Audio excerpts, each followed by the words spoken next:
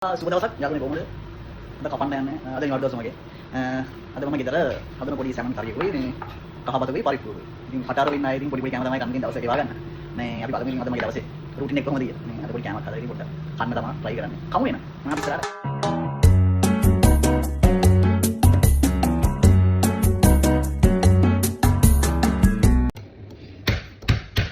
අන්න එහෙම තලා ගන්නවා. තලා ගත්තම තමයි රස වැඩි. ඉතින් දවස මගේ නිවාඩු දවස. නිවාඩු දවස මම කරන්නේ උයන්නේ.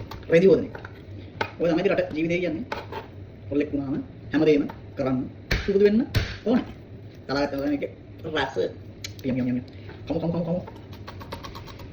ඉතින් මොකද කියන්නේ? කට්ටියන් සද්දපත් ගන්න. අද මාළු රසනේ. අනික මේ සමරේ පටන් ගන්න දී. සමරේ කියන්නේ ඉතින් ආයෙ ඉතින් ඕනේ නැහැ.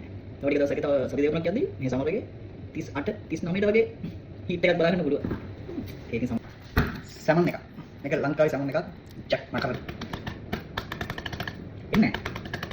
මම යන්න බෑ කියනවා.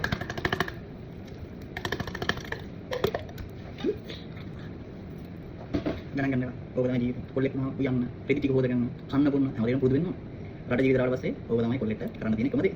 කවුරුත් එකයි. මෙහෙ තියෙන මිඩල් ඊස්ට් කන්ට්‍රි ඔක්කොම පට්ට රස නේද? මොනවද කරන්නේ ඉතින්? රස්නේ දරාගෙන අපි දවසේ ගෙවමු. එන ඉස්සරහට යමු. මට මෙන්න මේ සමන් එක මුලින්ම බැද ගන්න ඕනේ. බැදගෙන මෙහෙම තෙලට දාලා තමයි මම අඩුම කුරුමුත් ටික දාලා මගේ සමන් කරි හදාගන්න. අපි බලමු.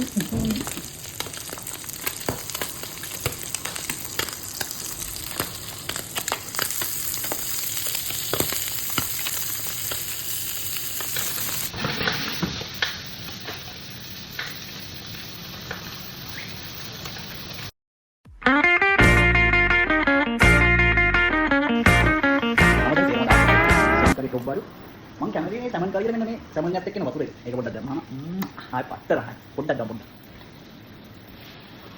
එතකොට ඒක දාන්න කුක් වෙනවා. අයි සුපිරි.